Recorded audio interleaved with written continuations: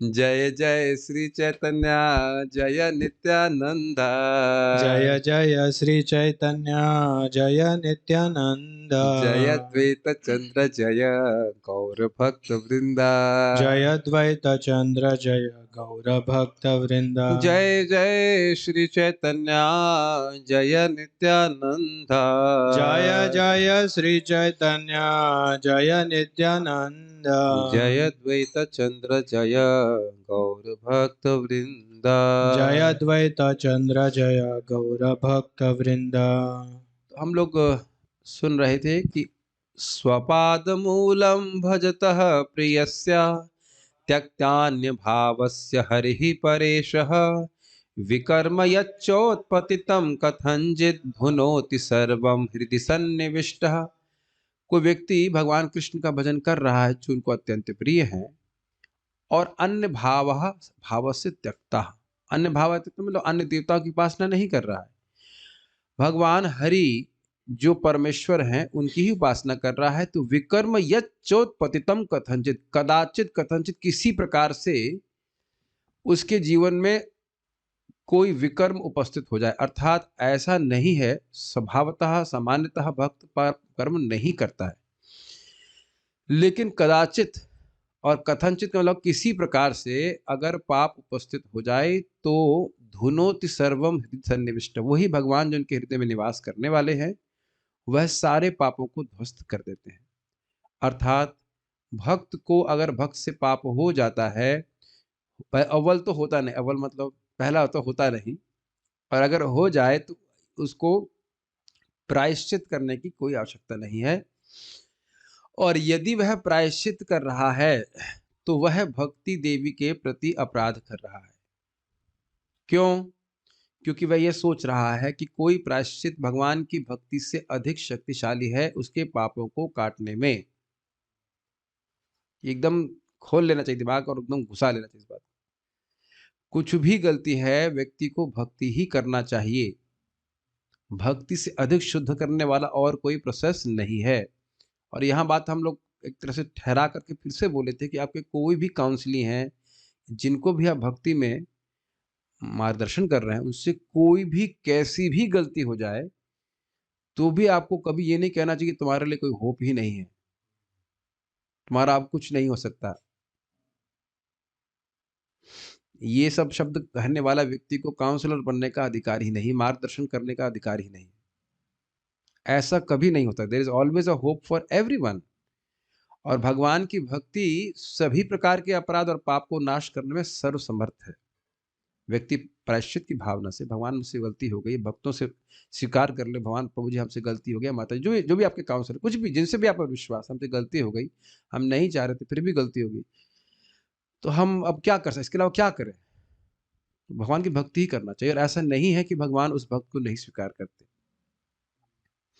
और अगर अभी भी नहीं विश्वास है तो 6.2.9 डैश पढ़ लीजिएगा, 9-10 पढ़ लीजिएगा। स्तेना सुराप मित्र ध्रुक, गुरु तल्प का पता नहीं क्या क्या पाप रखे हुए हैं। गुरु की पत्नी गामी हो, स्त्री को मारने वाला हो, गाय को मारने वाला हो, राजा को मारने वाला हो, पिता माता को मारने वाला हो, सोने की चोरी करने वाला हो, और क्या था, गायों को मारने वाला, हर तरह का। और सर्वेशाम अपि अघवताम, हर प्रकार का कोई पाप किया हो, एतामेव सुनिष्कृतम, यही निश्चित किया गया कि भगवान का नाम उच्चारण करना चाहिए। ऑल्दो मैंने दो श्लोकों को मिक्स कर दिया सर्वेशाम वाला श्लोक इसमें नहीं था, आगे पीछे हो रहा है थोड़ा सा। क्यों ऐसा? एतद विषयामति, भगवान की मति इस ऐसे व्यक्ति पर ऐसे होती है कि व्यक्ति मेरा है और इसकी रक्षा मैं करूंगा। जो दंड देना है वो भगवान दे, लेकिन यमराज का अधिकार ऐसे व्यक्ति पे नहीं है। ये बात बहुत मतलब सिंपल सी लगती है, लेकिन ये बहुत गंभीर बात है कि कई बार लोग ऐसा बोलते हैं तुम्हारा कोई होप नहीं, तुमसे तो ऐसा पाप हो गया, अपराध हो गया कि कुछ कर नहीं सकते। ये सब चीज मतलब है भक्ति के स्वरूप को समझ नहीं रहा है, भक्ति की शक्ति को समझ नहीं रहा है। तब देख रहे हैं यहाँ पे स्पष्ट। पहली बात समझ लीजिए, जिसने अनन्य भाव से भगवान की भक्ति की शरण ली है उससे तो उसके हृदय में पाप उपस्थित ही नहीं होगा। और प्रारंभिक अवस्था में जो इंद्रियों को संयम ना कर पाने की वजह से कुछ दिक्कत आती है अनर्थ निवृत्ति के स्टेज में, वह भी अगर भक्ति गंभीरता से करता रहेगा तो धीरे धीरे फिर वह उन भोगों को बड़ी सरलता से त्याग देगा। अच्छा, ऐसा नहीं कि हम केवल सिद्धांत बोल रहे हैं, क्या अपने जीवन में घटित होता हुआ व्यक्ति नहीं देख रहा है बताइए? हम एक-एक भक्त के यहाँ पे अनर्थों को नहीं गिनना चाह रहे हैं, लेकिन आप सब जानते हो कि बहुत से अनर्थ थे, वो ऐसे गायब हो गए जैसे कपूर उड़ जाता है। इसीलिए प्र बस जो मूल बात हम अभी महापुरुष से सीख रहे थे, जिस अंग को आज भी मैं आपको समझा रहा था इस बात को, जिस अंग को कर रहे हैं भक्ति के, उसको बहुत निष्ठा से कीजिए, तब आपको रिज़ल्ट बहुत जल्दी मिलेगा। जैसे अभी हम लोग क्लास कर रहे हैं, अब कोई मैं क्लास भी करूँ, मैं माला भी बना लूँ, मैं बहुत सारे काम कर लूँ, खाना भी खा लूँ, तो कर सकते हो, लेकिन वो निष्ठा से क्लास सुनना नहीं हुआ, है कि नहीं? अब भाई जैसे मान लो कोई नौकरी, अब हमारी क्लास तो देखिए नौकरी करने वालों के लिए नहीं है अभी, 10 से 11 वाली क्लास तो है नहीं, जो लोग नौकरी कर रहे हैं, वो काम कर रहे हैं, वो तो जैसे भी सुन लें उनको अच्छा ही रहे। गलत नहीं कहा जा रहा, लेकिन चाहते हैं कि रियली प्रेम उत्पन्न हो जाए तो निष्ठा से करें। जप कर रहे हैं, निष्ठा से जप करें, फिक्स्ड नहीं, एक बार में एक काम करना। उसका अंतर पड़ता है, ऐसे नहीं कह सकते कि अंतर नहीं पड़ता है कि नहीं? जो भी भक्त लोग अभी बैठ करके एकदम देख करके सुन रहे हैं, उनको नहीं लग रहा होगा अंतर कि मैं आप लोगों को नहीं देख रहा हूँ या क्लास नहीं सुन रहे हो। Actually you are more closer to me than the devotees in front, 6 feet का डिफरेंस है। यहाँ तो 2 ही फीट का डिफरेंस है। हम देख भी रहे हैं कि आप लोग सुन रहे हैं, नहीं सुन रहे। है ना? बर्तन माँजते हुए कुछ करेंगे तो ठीक है, बर्तन भी मँज जाएँगे, क्लास भी सुन लेंगे, वो मजबूरी है तो वही कर लीजिए, लेकिन अंतर आ जाता है। निष्ठा से करेगा तो मतलब बिल्कुल फिक्स्ड वे में करेगा, तो ये जो सब श्लोक हैं, वह अपने जीवन में आपको घटित होते हुए दिखेंगे तो श्रद्धा भी होगी। हाँ भाई, कचरा तो साफ हो जाता है। और फिर एक और चीज़ आप देखिएगा कि भोग में भी पड़ जाता है भक्त, लेकिन उसका हृदय शुद्ध हो गया है, तो उसका प्रभाव ये है कि भोग भोगते हुए भी उसमें हे बुद्धि है। ये बात समझ में आ रही है आपको? हे बुद्धि, भोग रहा है लेकिन ना, इसमें कुछ है नहीं, क्या कर रहा हूँ मैं? ये समझ रहे हैं? जो पहले एक इल्यूजन रहता था कि हम बहुत सुख भोग रहे हैं, वो सब नहीं, वो सब चला जाता है। तो इसलिए भक्तों पे रिमार्क करने से पहली बात, रिमार्क करना नहीं चाहिए, और आप कुछ मतलब कुछ रिमार्क कर रहे हैं तो आप ये नहीं समझ रहे उसकी स्थिति क्या है। खैर आप कुछ पूछ रहे थे तो माइक में पूछिएगा। तो ये श्लोक आपको समझ में आ ही रहा होगा। तो ये जैसे हम भक्ति करते आ रहे हैं काफी टाइम से, तो कुछ अनर्थ जो थे हमारे पूर्व संस्कार के वो हमारे खत्म हो गए। तो कुछ अनर्थ बने हुए हैं और प्रयास चल रहा है उनको मिटाने का, बट हाँ, वो हो नहीं रहे हैं और वो बने हुए हैं ऐसा रेगुलरली। नहीं है कि नहीं हो रहे हैं। प्रभु जी समझाते हैं बहुत अच्छी तरह से। मान लीजिए किसी के मिरर के ऊपर, दर्पण के ऊपर 30 किलोमीटर मोटी मट्टी की लेयर है, तो 1 आध 2 किलोमीटर भी हटा देंगे तो भी आपको लगेगा नहीं अभी तो कुछ भी नहीं हुआ है। एक प्रश्न ये है कि भाई क्योंकि लगता है कि चला गया फिर वापस आ जाता है। एक्चुअली अगर आप भक्ति करते रहें, तो मुझे पता है कि उसका मतलब प्रश्न का आशय क्या है। उसकी इंटेंसिटी कम होती जाती है। हाँ, अगर अपराध किया है तो अलग बात है। अगर भक्त का अपराध कर दिया है तो उसकी वजह से भोग इच्छा निर्माण हो सकती है, वो एक अलग चीज़ है। लेकिन अगर वैष्णव अपराध नहीं कर रहा है तो जो-जो पुराने भोग के संस्कार हैं, उनकी इंटेंसिटी कम होती जाती है। मान लीजिए किसी किसी को पिक्चर देखने की बहुत तलब थी, पहले बहुत पिक्चर देखता था। मान लो अब उसको 1 महीने में 1 बार इच्छा आती है। ये मान लीजिए पहले हफ्ते में 1 बार आ रही थी, उसके बाद अब 15 दिन में 1 बार आ रही है, फिर उसके बाद 1 महीने में 1 बार आ रही है, तो मतलब उसकी इंटेंसिटी कम हो रही है। भाई जुकाम देख लो ना, सिंपल बीमारी की बात देख लीजिए, बीमारी है, जुकाम आप देख रहे थे मेरे को 3-4 दिन पहले बहुत ज़्यादा था, आँसू आ रहे थे इत्यादि। अभी थोड़ा कम है, अभी भी है कि नहीं? अभी भी हल्का-सा है, लेकिन अब देख रहे हैं कि वो दवा ले रहा हूँ, परहेज़ कर रहा हूँ, तो प्रैक्टिकल देख रहा हूँ कि हाँ भाई अब ये क्या कहते हैं डिक्रीज़िंग उस पे है। मैं इसको छोड़ूँगा नहीं इस पॉइंट को समझाए बिना। बीमारी अभी भी है, लेकिन मैं देख रहा हूँ कि स्ट्रिक्टली परहेज़ करने से और दवा खाने से ये डिक्लाइन पे है, तो आप उस प्रोसेस को करते रहेंगे। इतना होना चाहिए ना, नहीं तो कहेंगे, "अरे दवा ले रहा हूँ, मेरा जुकाम तो खत्म ही नहीं हो रहा, खत्म ही नहीं हो रहा।" ऐसे कैसे हो रहा? कम हो रहा है कि नहीं? मैं जुकाम का एग्ज़ाम्पल ले रहा हूँ और किसी भी बीमारी पे ऐसे घटित होगा क्योंकि हम लोग कोई खराब लोग नहीं है। एक्चुअली एवरीबॉडी इज़ नाइस, लेकिन अविद्या के रोग से ग्रसित होने के कारण, bewilder होने के कारण व्यक्ति पाप कर रहा है कि नहीं? इसीलिए मैं वो श्लोक समझाना चाहता हूँ कि अज्ञान का मतलब क्या होता है। बट एनी हाउ मेरी बात आपको समझ में आ रही है? If it is on decline तो आप प्रगति के लक्षण पे मान लीजिए बहुत निंदा करने का मन था। अब आप देखेंगे कि धीरे-धीरे हम लोग निंदा करने से बोर होने लगे हैं। ऐसा मैं नहीं कह रहा हूँ कि मेरे मुख से निंदा नहीं निकलती है। एक तो कभी निकल जाती है, लगता है क्यों मैंने ऐसे बोला? और दूसरा आप देखेंगे कि निंदा करने की प्रवृत्ति ही बोरिंग होने लग गई है। प्रजल्प करने की प्रवृत्ति ही बोरिंग लगने लग गई है। ये तो सब भक्त लोग देख रहे होंगे, और पहले तो व्यक्ति समझ भी नहीं पाता है कि हम प्रजल्प कर रहे हैं, उससे हमारी भक्ति में नुकसान हो रहा है। आपने देखा है ऐसा? प्रजल्प करे किए जा रहे हैं, पता ही नहीं चल रहा है कि क्या उससे नुकसान हो रहा है। लेकिन धीरे-धीरे वी बिकम कॉन्शियस नहीं हमारा नुकसान कर रहा है। तो आई एम जस्ट सेइंग कि ये सब चीज़ें आप मेज़र कर सकते हो। हम खाली इतना बात कर रहे थे कि भाई पुनारे जो अनर्थ है, वो सबके संग ये अनर्थ निवृत्ति में चलता है, संघर्ष होगा। जैसे जैसे आप भक्ति करते जाएंगे निष्ठ होते चले जाएंगे। हाँ जैसे प्रभु जी पुराने संस्कार जैसे हैं, तो भगवान अगर उसको मेंटेन भी कर रहे हैं अपनी तरफ खींचने के लिए, जैसे बिल्वा मंगल ठाकुर ने पहले वैश्या का संग किया, फिर जब वो निकले वृंदावन के लिए तो फिर उन्होंने किसी मेडन को देख लिया। हाँ, तो पहले तो उनको पता चल गया कि कृष्ण की प्राप्ति करनी है, फिर जब दोबारा देखा तो कृष्ण ने उनको दोबारा वो संस्कार दिए ताकि वो और तीव्रता से उनकी तरफ बढ़ सके, और वो जाके फिर सबका उन्होंने। केस अलग अलग है, सभी लोग वैश्या का संग करके नहीं आते अब सबका अलग है। लेकिन देखिए स्वाभाविक सी बात है कि परीक्षा तो ली ही जाती है ना, परीक्षा तो ली जाती है वक्त की। भाई जब भगवान गीता में कह रहे हैं कि बहुत सारे भोग के विचार आएंगे और जाएंगे, फिर भी व्यक्ति स्थिर रहे, इसका मतलब क्या है? इसका मतलब है कि विचार स्मरण आते, यमुनाचार्य जी को स्मरण नहीं हुए, लेकिन आप लोग उस बात को समझिए, उसको भोगने की प्रवृत्ति नष्ट हो गई, आया है, हाँ, ठीक है, चला गया। You don't fight also, you don't fight, and you don't fight those thoughts, just don't react। तो हम ये सब बातें क्यों बोल रहे हैं पता है? भक्ति करने से हृदय में पाप की प्रवृत्ति ही नष्ट हो जाती है।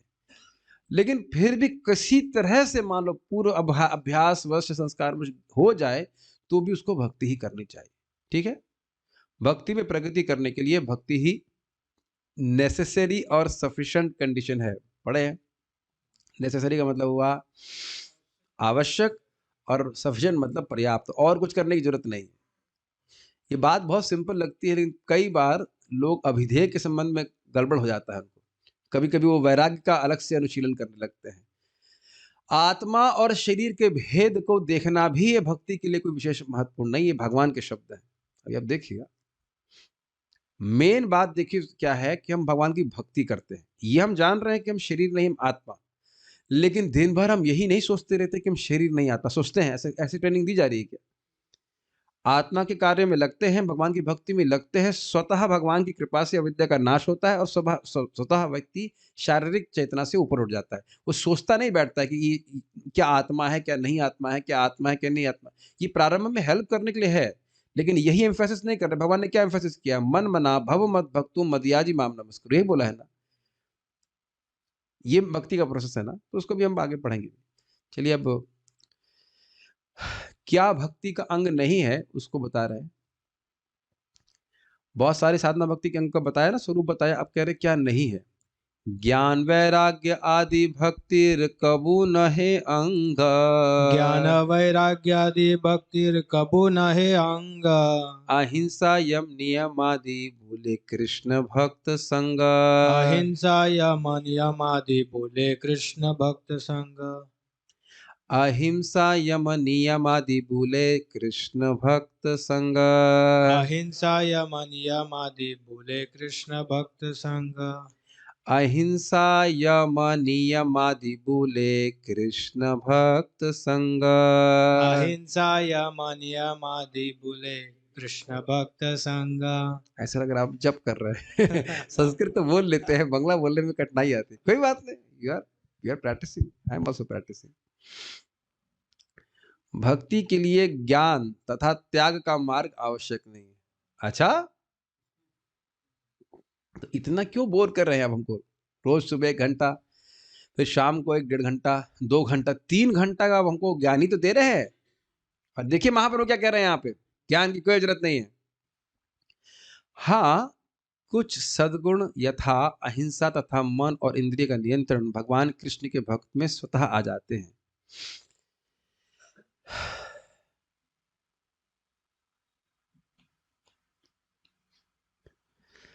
पहले तो समझ में आना पड़ेगा कि ज्ञान का मार्ग का मतलब क्या है।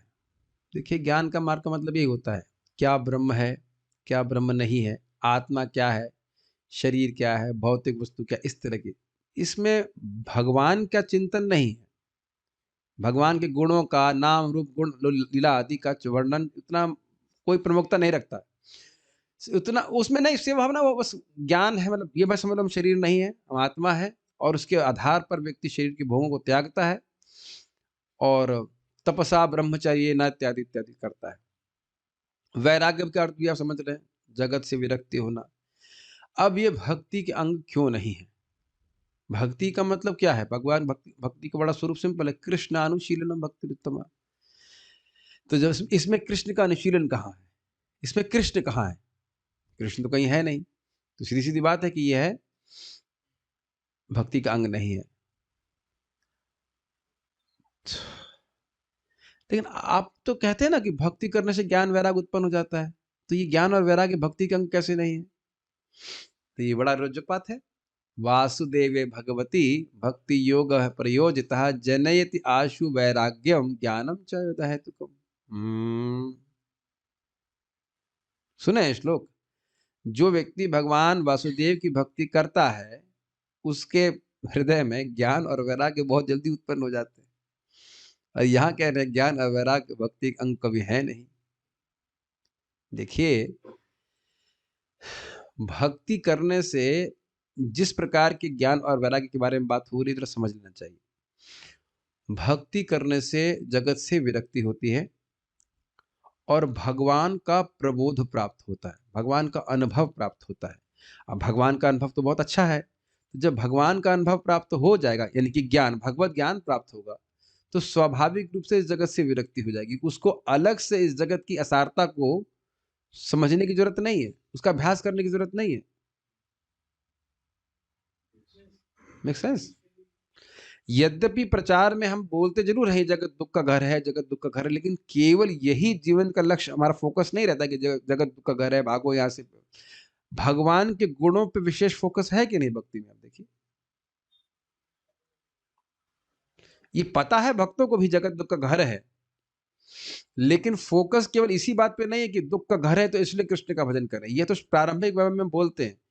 बात यह है कि कृष्ण इतने आकर्षक हैं, उनसे हमारा प्रेममय संबंध, उसको जागृत करने के लिए भक्ति की जा रही है। केवल दुख का घर है इसलिए भक्ति नहीं की जा रही है। ठीक है? नहीं तो भक्त ऐसा प्रार्थना क्यों करते? मम जन्मनि जन्मनीश्वरे भवतात भक्ति रहे तुकी त्वयि। वो जगत के दुख से भयभीत होकर के भगवान की भक्ति नहीं कर रहे, वो भगवान से अपने प्रेममय संबंध को जागृत करने के लिए भक्ति कर रहे हैं। Does it make sense?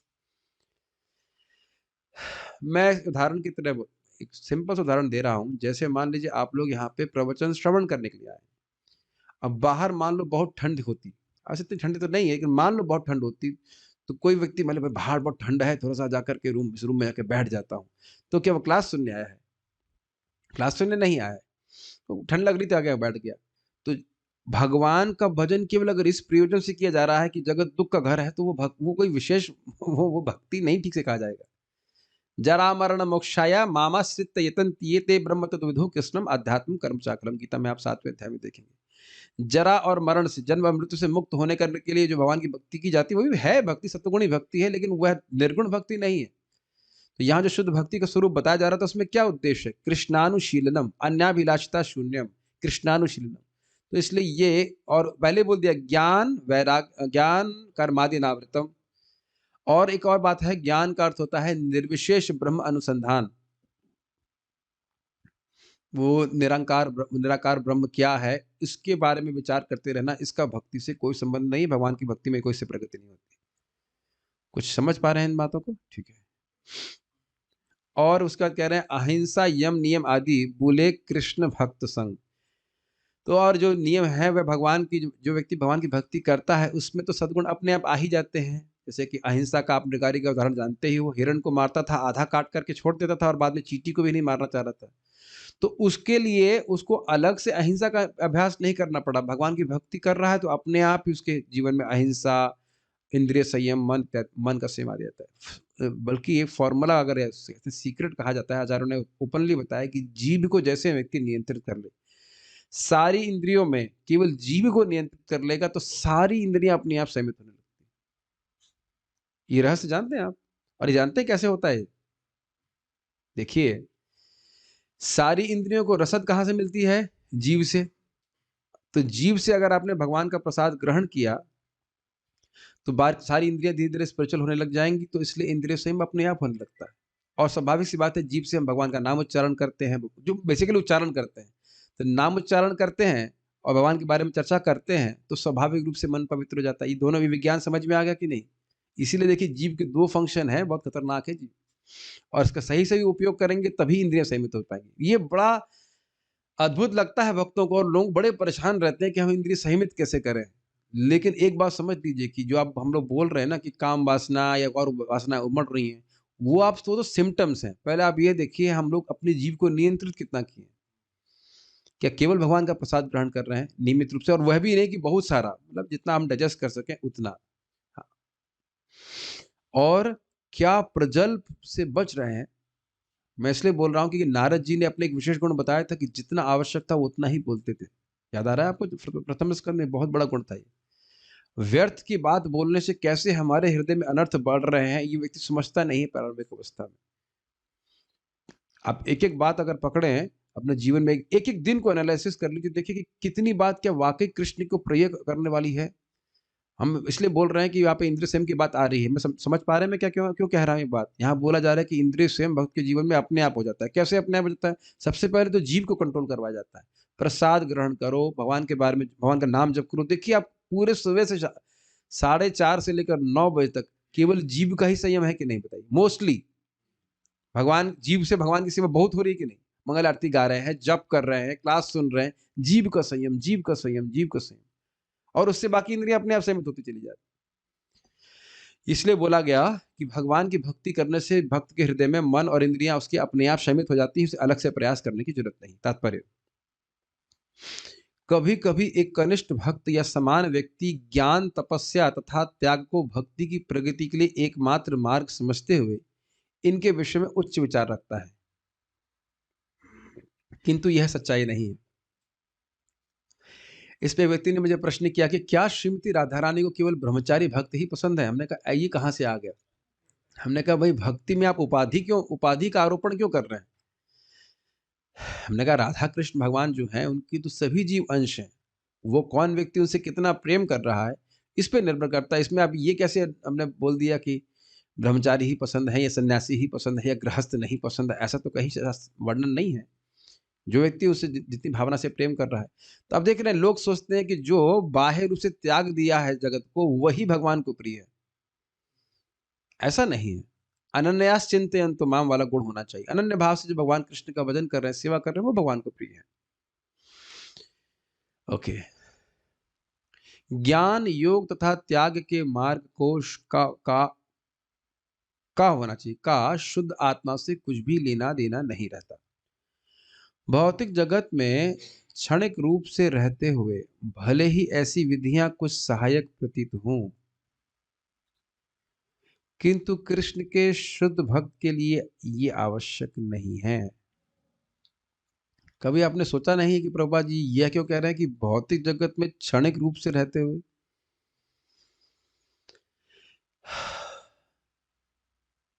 क्या अर्थ है इसका?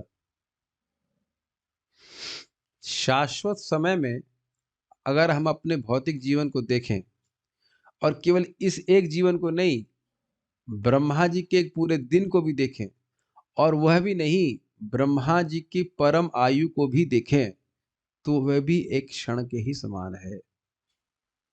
देखिए जब ये सब बातें बोली जाती हैं तो बहुत लोग उसको ग्रहण नहीं कर पाएंगे। क्या खत्म हो गया क्या? नहीं। ओके। कितनी बार बारंबार प्रवचन में आया है और हम श्रीमद् भागवतम से ही श्रवण करते हैं कि केवल भक्ति की प्रगति करने के लिए ही प्रयास करना चाहिए। लेकिन देखिए मन नहीं मानता ना।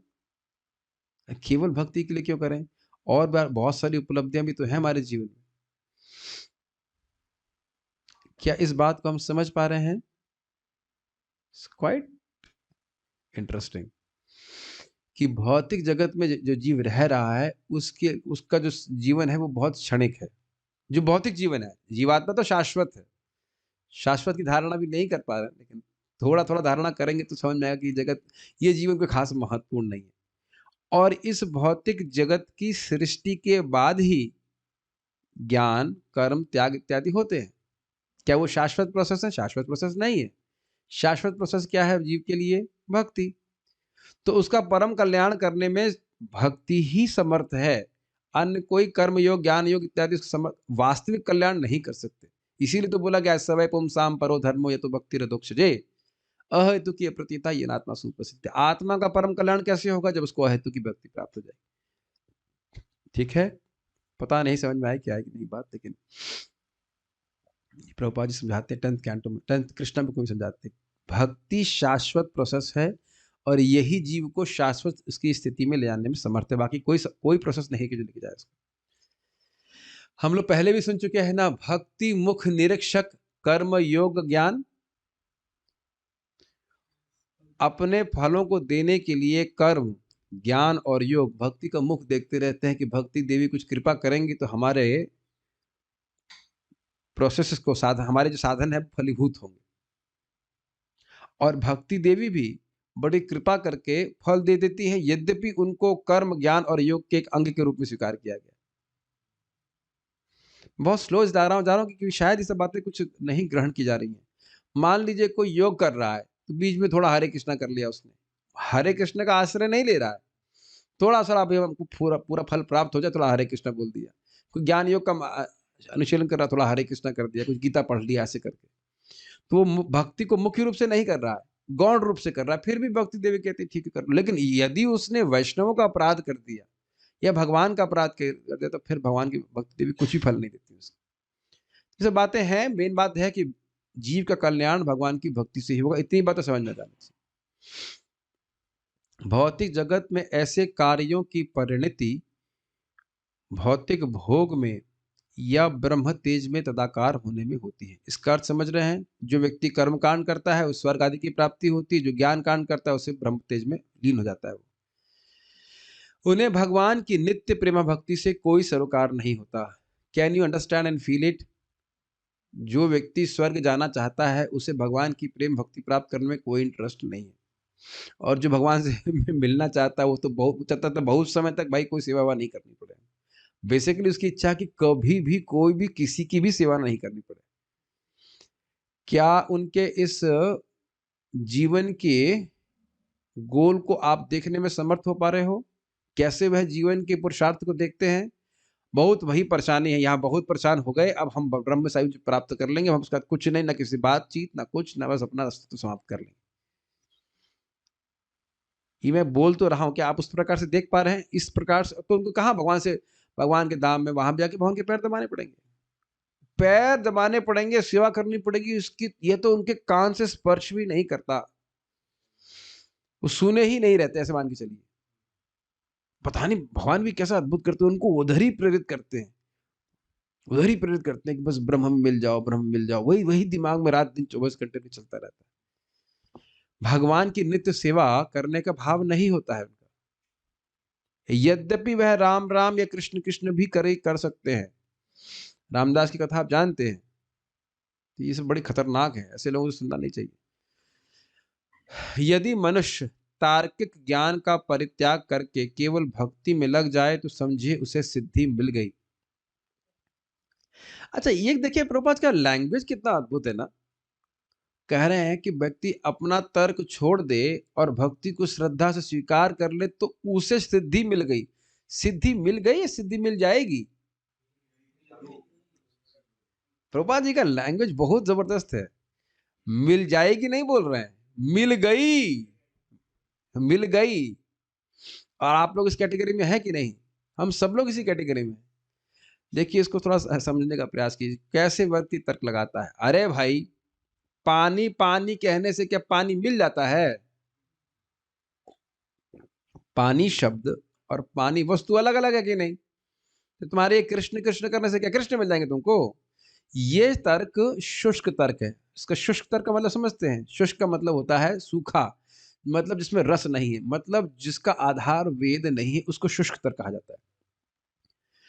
तो कह रहे हैं कि जो व्यक्ति अपने तार्किक ज्ञान को छोड़ दे, भाई हम तर्क लगाकर सोचे कि ये भगवान है नहीं है, ये सब कुछ सही है कि नहीं, न छोड़ करके भक्ति प्रवर्तक शास्त्रों को भक्तों से सुन करके उनमें विश्वास करके भक्ति करना शुरू कर दिया उसने, तो अब समझिए कि उसको सिद्धि मिल गई।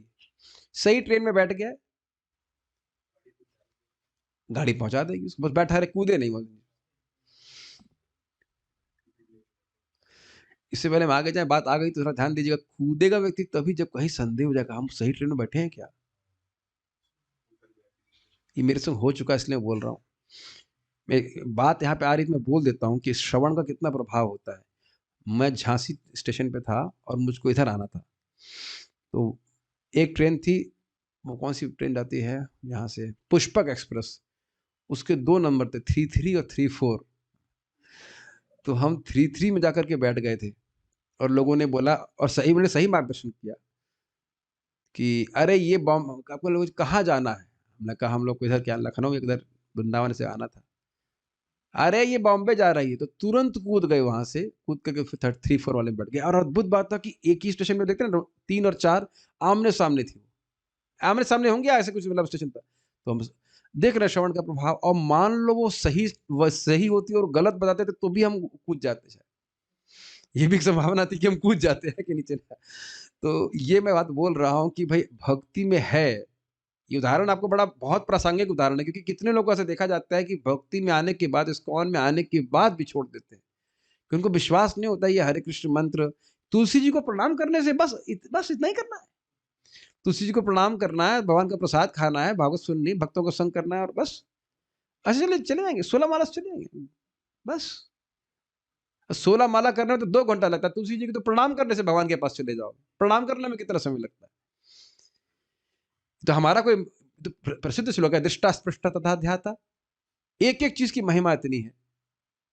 तो लोग सुनने के अभाव में ही छोड़ते हैं, सुनने के अभाव में ही छोड़ते हैं, सुनने के अभाव में ही छोड़ते हैं।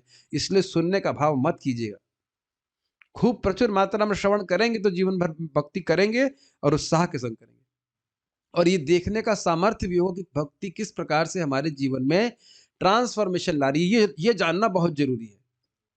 क्या ट्रांसफॉर्मेशन आने चाहिए इत्यादि, इत्यादि। तो ये बोल रहे हैं कि जो व्यक्ति भक्ति में आ गया, सिद्धि मिल गई, बस वो सुनता रहे, श्रवण करता रहे, श्रद्धा बनी रहे और वह भक्ति करता रहे। बस ये बात है, फिर पक्का पहुँच जाएगा भगवान के पास। भक्त को तार्किक ज्ञान, पुण्य कर्म या योग की आवश्यकता नहीं रहती।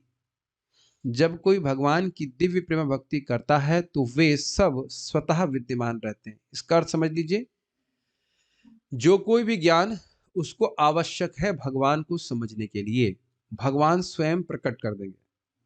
भाई सीधी-सीधी बात समझिए, भगवान को सबसे अधिक प्रसन्न करने वाला वो कार्य कर रहा है। भगवान के पास सारा ज्ञान है कि नहीं बताइए?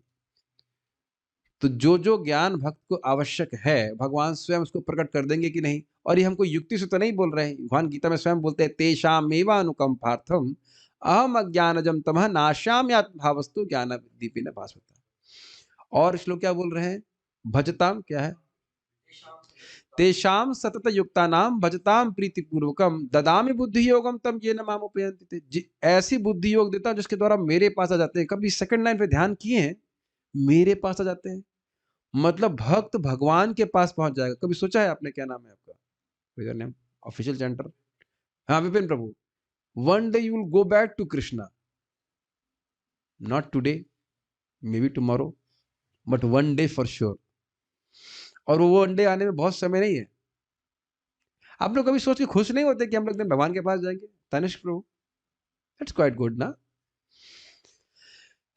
इससे पहले मैं आगे जाऊं, ये बात फिर से अपनों की, मैं बार बार सिंहावलोकन करना पड़ता है, भक्त लोग भूल जाते हैं। हम जीवन भर भक्ति क्यों करते रहेंगे बताइए? क्या चीज है जो हमें भक्ति करवा रही है? मुझे पता था, इसीलिए तो पूछ रहे हैं। श्रद्धा। श्रद्धा है तभी तो कर रहे हैं ना। आपको नहीं लगता ये श्रद्धा की बहुत बड़ी छलांग है कि हम तुलसी देवी देखने में पेड़ जैसी लगती हैं और उनका प्रणाम करके हम सोच रहे हैं कि हम भगवान के पास चले जाएंगे, और ये भी विश्वास है ना कि भगवान का धाम है। अब तो अब और ये देख रहे हैं हो कैसे रहा है, बार बार ये महिमा सुनते हैं तो अंदर कुछ इस श्रद्धा का स्पार्क जगता है, कहते हैं हम करेंगे, हम करेंगे। साथ साथ भक्तों का संग भी चाहिए जो कर रहे हैं उसको। तो मेन बात श्रद्धा की है। आप पहले भी सुन चुके हैं, कोमल श्रद्धा और थोड़ी मध्यम श्रद्धा और उत्तम श्रद्धा, है कि नहीं? तो यहाँ कह रहे हैं कि जो व्यक्ति भक्तों के संग में आकर श्रवण कीर्तन करता रहेगा, उसकी श्रद्धा बनी रहेगी, बढ़ती रहेगी, और जो भी ज्ञान उसको आवश्यक है भगवान के संबंध में वो प्रकट हो जाएगा। ये क्लियर है? पुण्य कर्म या योग की आवश्यकता नहीं होती। यह भी हम लोग भगवद गीता के 8वें अध्याय के आखिरी श्लोक से सुन चुके हैं। वेदेषु यज्ञेषु तपःसु चैव दानेषु यत् पुण्य फलम प्रतिष्ठम अत्येति तत्सर्वमिदं विदित्वा योगी परम स्थानम उपैति चाद्यम। वेद पढ़ने से, तपस्या करने से, यज्ञ करने से, दान करने से जो कोई भी पुण्य मिलता है वह एक योगी को, जो अपनी इंद्रियों को भगवान की सेवा में लगाता है, अपने आप प्राप्त होता है। साथ ही योगी भगवान के धाम को भी जाता है। हम लोग सुने ना, भगवान का एक कौर प्रसाद खाने से कितना करोड़ों मासों के व्रत का लाभ मिल जाता है, करोड़ों यज्ञों का लाभ मिल जाता है। तो बताइए, अलग से आप अब यज्ञ करने बैठेंगे, लेकिन श्रद्धा होगी भगवान की भक्ति पे तब नहीं करोगे। बातें क्लियर हो रही हैं? और भक्त को अलग से और कोई पुण्य करने की जरूरत नहीं। तो इसलिए बोल दिया गया कि भक्ति अपने आप में परिपूर्ण है। जो भक्ति कर रहा है उसको ज्ञान योग कर्म करने की आवश्यकता नहीं। तो अब आप कहेंगे प्रभु जी आप क्यों कहते हो कि बारंबार सूर्य नमस्कार करो? तो भक्ति बढ़ाने के लिए करता हूँ। शरीर स्वस्थ रहे, आपको भक्ति करने में कठिनाई नहीं आए तो 5-10 मिनट के लिए बोल देते हैं भाई आप करके शरीर अपना स्वस्थ रख लीजिए, बस ये नहीं बोल रहे हैं कि इससे भक्ति बढ़ जाएगी। ऐसा नहीं कि अब इसको करने से नाम रुचि मिल जाएगी। नाम रुचि तो नम्रता से बड़े अच्छे से जाप करेंगे तभी प्राप्त होगी भगवान की कृपा से। Make sense? ठीक है, नहीं बताएंगे क्या? ये कितनी देर से ये तो बता रहे हैं आपको। पूरे अध्याय में क्या बोला? श्रद्धा आपको याद नहीं? कनिष्ठ, मध्यम और उत्तम। हाँ वही तो, कनिष्ठ की कोमल श्रद्धा और मध्यम की थोड़ी और श्रद्धा, स्ट्रांग श्रद्धा। श्रद्धा जितनी होगी, हाँ उस फल कह लीजिए, श्रद्धा ही देखिए श्रद्धा से फल मिलेगा कहने की, श्रद्धा ही अपने आप में फल है भाई। भक्ति का प्रोसेस क्या है? श्रद्धा का विकास। तो अब ये तो नहीं कह सकते कि श्रद्धा का फल कुछ है। श्रद्धा और प्रेम, खाली श्रद्धा की परिपक्वता ही का अंतर है। भक्ति कर रहे हैं तो भगवान पे विश्वास बढ़ता जाएगा। हाँ आप ये कह सकते हो कि जैसे जैसे श्रद्धा बढ़ेगी भगवान का अनुभव उस प्रकार से अधिक बढ़ेगा। ये बात सही है। हाँ नहीं आप सही कह रहे हैं, श्रद्धा बढ़ेगी और जैसे जैसे श्रद्धा बढ़ेगी जितनी अधिक श्रद्धा से करेंगे उस प्रकार का अनुभव प्राप्त होगा। ये कह लीजिए भाई, जब गंभीरता, भाई एकदम विश्वास है कृष्ण अपने नाम से भिन्न है, अब उतनी गंभीरता से नाम जप करेगा तो क्या उसको नाम का अनुभव अलग नहीं होगा? अब एक मस्ती करते हुए टीवी देखते हुए ऐसे कुछ नाम जप कर रहा है करके कर रहा है, उससे भी कुछ मिलेगा लेकिन वह अनुभव तो नहीं मिलेगा कि जो अच्छे से गंभीरता से माला कर रहे हैं। सही कह रहे हैं। श्रद्धा के अनुसार व्यक्ति को क्या है, यादृशी श्रद्धा सिद्धिर भवति तादृशी। जैसे जैसे उसकी श्रद्धा होती है उस प्रकार की सिद्धि उसको प्राप्त होती है। इसके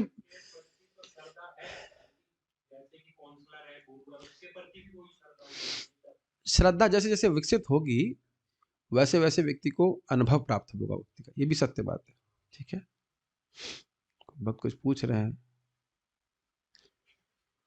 मुख्य रूप से भक्ति करनी चाहिए किस प्रकार, इसको समझाएं। अच्छा प्रश्न है। देखिए मुख्य रूप से मुख्य रूप से नहीं, भक्ति ही करनी चाहिए। अपने जीवन को सफल बनाने के लिए अगर किसी पथ का आश्रय लेना है तो भक्ति का ही लेना है। हम मुख्य की बात ही नहीं कर रहे। ऐसा नहीं सोचना चाहिए कि हमारे जीवन में हम कुछ न्यूनता अनुभव कर रहे हैं। न्यूनता मतलब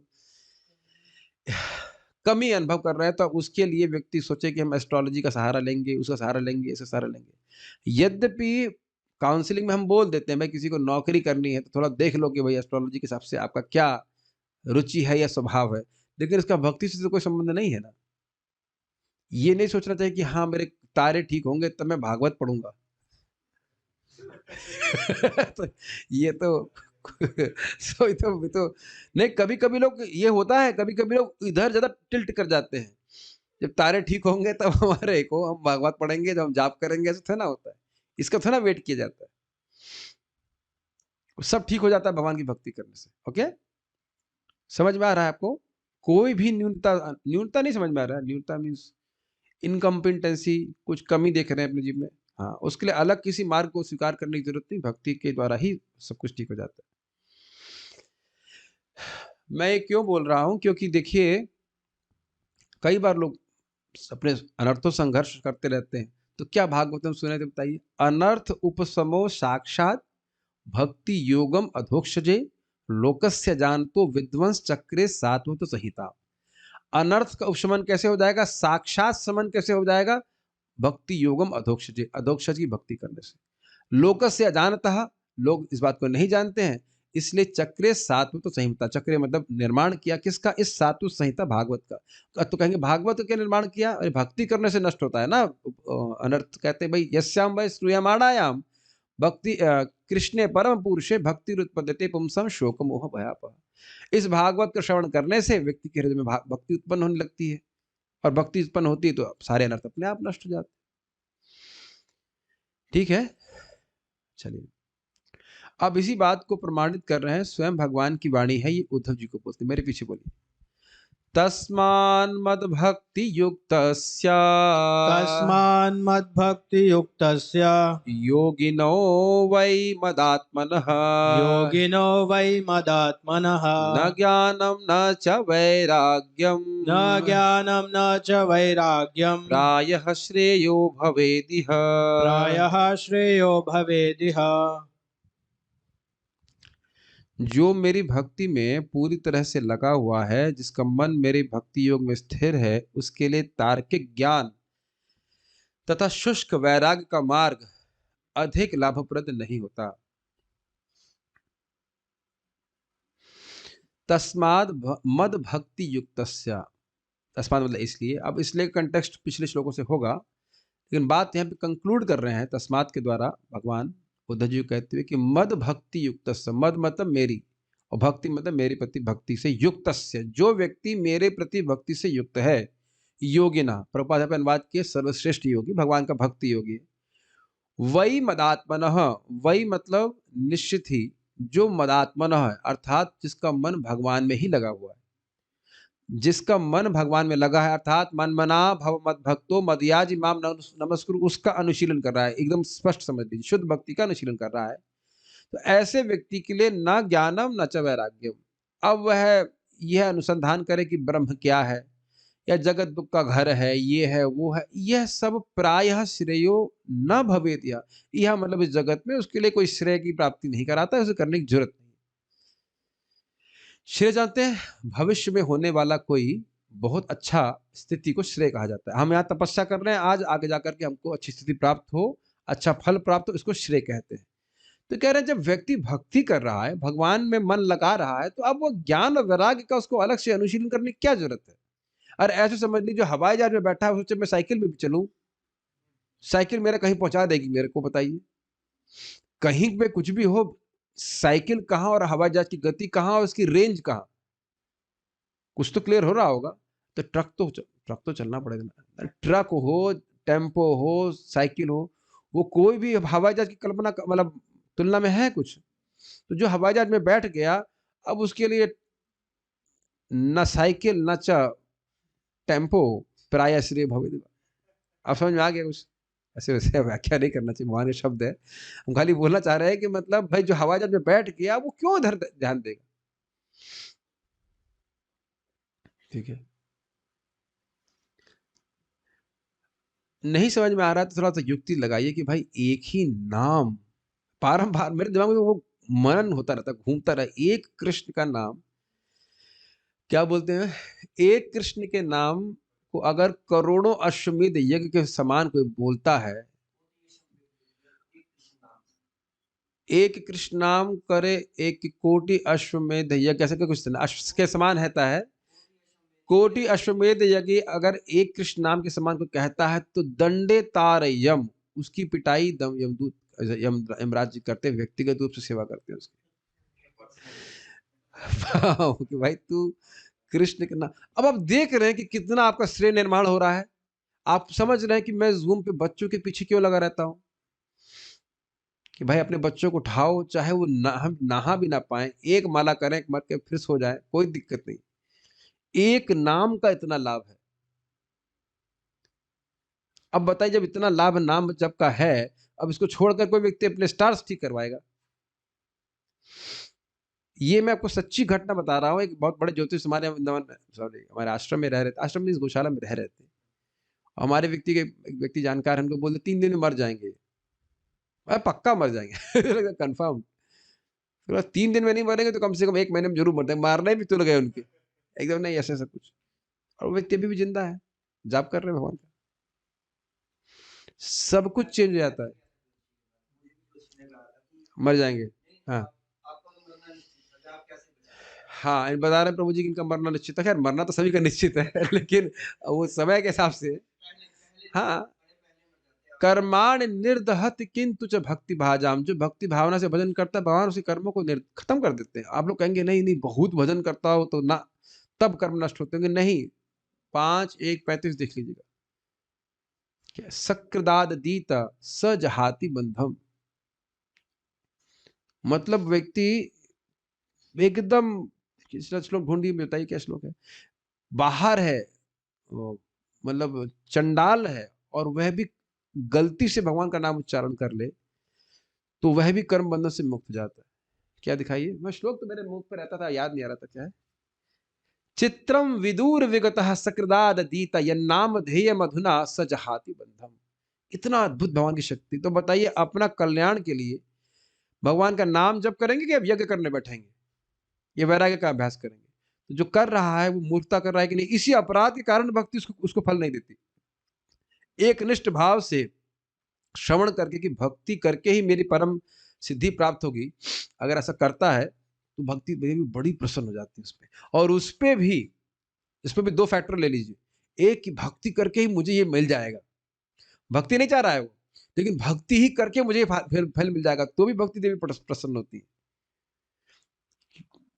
पूरी तरह से नहीं, कम से कम साधन तो भक्ति स्वीकार किया है। इसीलिए बोला जा रहा था अकाम सर्व कामो वा मोक्ष काम दारधि तीव्रे न भक्ति योगे न यजेत परशः परम।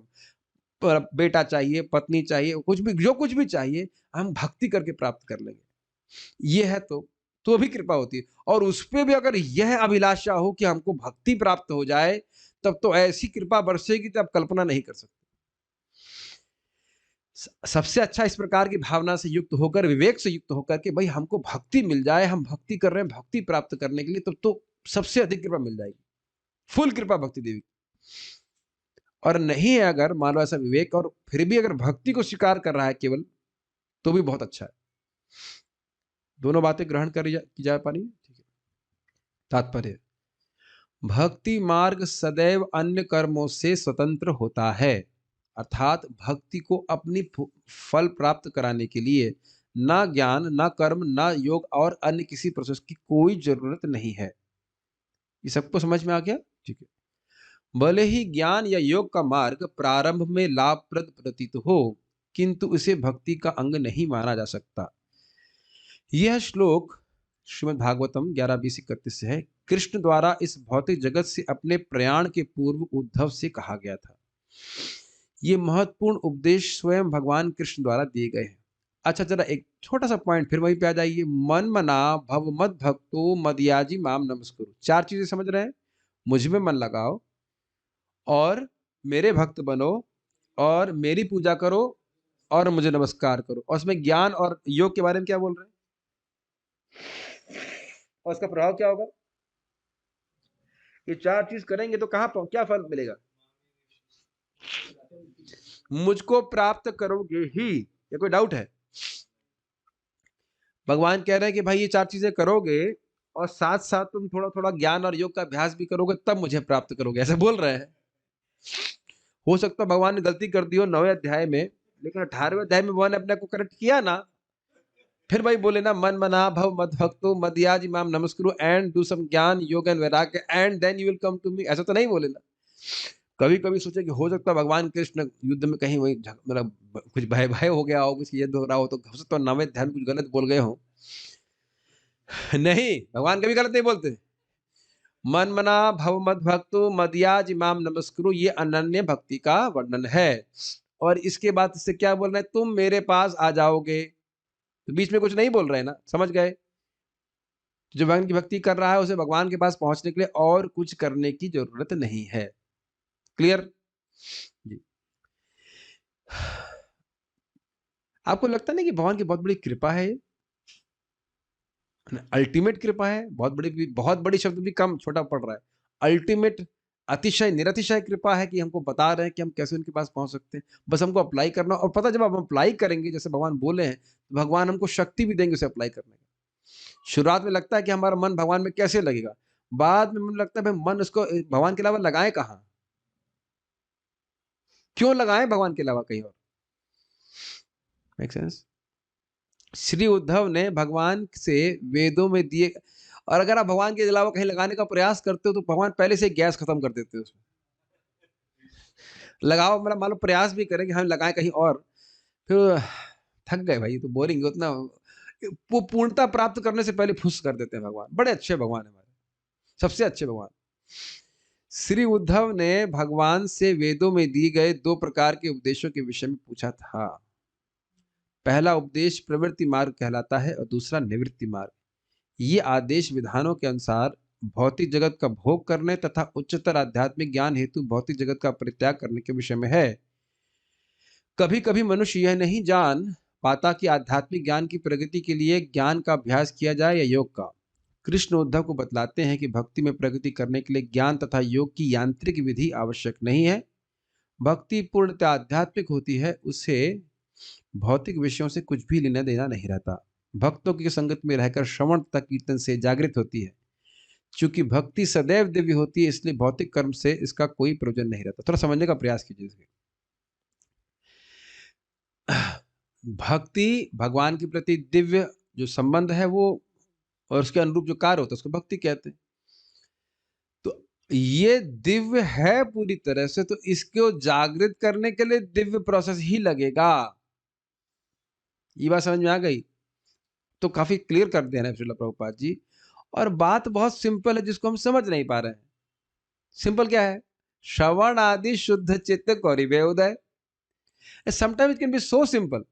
हम Prabhu ji, how to increase our bhakti, हम भक्ति में कैसे बढ़े आगे, भक्ति में प्रगति कैसे हो? एकदम स्पष्ट है, श्रवण आदि शुद्ध चित्त कौरिवे उदय। श्रवण आदि का मतलब श्रवण कीर्तन स्मरण वंदन इत्यादि से शुद्ध भक्ति का प्रोसेस है वो सभी, लेकिन प्रमुख है इसमें श्रवण कीर्तन। और एक बात आश्चर्य की है कि देखिए, हम जागृत करना चाहते हैं, औपचारिकताओं में नहीं फंसे रहना चाहते। मेरी बात समझ में आ रही है कि नहीं? क्या हम जब खाना खाते हैं तो संतुष्ट वाकई होना चाहते हैं या केवल एक नियम की तरह बस 6 रोटी खानी है, 5 रोटी खानी है, ऐसा करते हैं? बताइए। चाहते हैं ना कि शरीर में बल आए, तुष्टि आए, पुष्टि आए। समझ रहे कि नहीं? तो जब व्यक्ति समझ ले कि हमें करना क्या है, भक्ति में क्या करना है, अपने प्रेम को जागृत करना है, ये क्लियर है कि नहीं? और ये होगा कैसे जागृत? श्रवण कीर्तन। एकदम इसमें इसमें कहीं कोई डाउट नहीं रहना चाहिए, इसमें कोई विवाद नहीं कि मेरा ओपिनियन किसी और का ओपिनियन क्या है। और ये समझ लीजिए, जिससे जागृत हो रही है उसी से बढ़ेगी और आगे भी यही करना है। आप सुन चुके हैं कि प्रेम अवस्था प्राप्त करने के बाद भक्तों का संग ही मुख्य अंग है भक्ति का। क्लियर? याद आ रहा है? यानी भक्तों का संग मुख्य अंग है और ये सब ज्ञान वैराग्य से कोई मतलब नहीं है, कोई प्रयोजन नहीं भक्ति में इसका। जो ज्ञान और वैराग्य की बात हम कर रहे थे, जो भक्ति उत्पन्न होता है, वो कैसा ज्ञान है? भगवान का ज्ञान है। भक्ति कर रहे हैं तो भगवान का अनुभव प्राप्त हो रहा है। ज्ञान मीन्स अवेयरनेस। भाई, ज्ञान का अर्थ होता है जिससे ज्ञाता ज्ञेय को जाने। तो ज्ञेय है भगवान, ज्ञान है भक्ति, और ज्ञाता हो गया भक्त। तो भगवान को भक्ति के द्वारा जाना था। भक्त माम अभिजानती। समझ में आ रहा है? तो भक्तों के केस में ज्ञान का अर्थ भी भक्ति ही हुआ, वो भगवान का अनुभव प्राप्त और उसे ज्ञान कहा जाएगा। लेकिन वो शुष्क ज्ञान नहीं है, सूखा ज्ञान के हम शरीर नहीं आत्मा, और बस इसी पे एनालिसिस करते रहो। और ये मैं पहले भी उदाहरण दिया हूं कि एक बार व्यक्ति प्रवचन कर रहे थे, उस सच्चिदानंद की प्राप्ति करनी है, उसकी प्राप्ति करनी है। किसकी प्राप्ति करनी है नहीं बता रहे हैं। कई बार उस सच्चिदानंद। वो माता जी लोग सब बैठे हुए थे। हमने कहा हमें को समझ में नहीं यार, इनको क्या समझ में आ रहा हो? किसकी प्राप्ति करनी है तो बताओ भाई। आज जैसे मैं इंग्लिश में प्रवचन सुन रहा था, देखा कम से कम हर 2 मिनट में बोल रहे थे कृष्णा कृष्णा कृष्णा। मुझे तो जो बोल रहे थे तो अच्छा लग रहा था, श्रीमान राधाकांत प्रभु बोल रहे थे, और बीच बीच में भक्त हैं तो मुख से निकल रहा है कृष्णा कृष्णा कृष्णा कृष्णा कृष्णा, और इस व्यक्ति के मुख से कृष्ण कृष्ण भी नहीं निकला। एक बार भी कृष्ण शब्द नहीं निकला कि उस कृष्ण सच्चिदानंद घन भगवान की प्राप्ति करनी। तो देख रहा है कि उसको भी क्लियर नहीं कि प्राप्ति किसकी करनी। मैंने से बातें क्यों बोल रही हैं, आपको समझ में आ रहा है? हम क्यों आए हैं भक्ति में? अपनी भगवान की भक्ति को, जो सुप्त भक्ति है, जागृत करने के लिए। और जागृत करने का सर्वश्रेष्ठ तरीका है श्रवण कीर्तन, भगवान का नाम जप करना, कीर्तन करना। ये सबसे जल्दी जागृत करने वाली प्रोसेस है। ठीक है, इसको एक औपचारिकता मात्र रूप में नहीं करना चाहिए। हाँ भाई, आप सुबह का हो गया, ठीक है, चलो नेक्स्ट रात का हो गया, उसका भी छोड़ दीजिए, ऐसे नहीं। Make sense? One has to put consciousness in it. Okay, आज इतने सारे लोग कैसे हैं? मुझे लगा भाग गए होंगे, छुट्टी है क्या? आप लोग इतने सारे लोग क्यों आए हो? एनीवेज, आ गए तो कोई दिक्कत नहीं। I am so happy to have see the devotees here. 11 बज गया, छोड़ दें? चलिए, इसको एक प्रमाण से बताया जाएगा किस प्रकार से एक व्याध भी भगवान की भक्ति से बिना किसी और अंग के अनुशीलन के द्वारा वह शुद्ध हो गया था। हमने आज क्या सुना था? बस ज्ञान और वैराग्य आदि अनुशीलन भक्ति का अंग है नहीं। भक्ति करते हुए भी कोई न्यूनता का अनुभव आप कर रहे हो तो भक्ति ही करो, भक्ति ही प्रसन्न होकर के आपको सारी सद्गुण से युक्त कर देगी। एक बात ध्यान रखिए, बार बार ध्यान रखिए कि हम भक्ति इसलिए कर रहे हैं कि हमारी भक्ति बढ़ जाए। भक्ति योग प्रयोजिता, जिस भक्ति का प्रयोजन भगवत प्रेम है।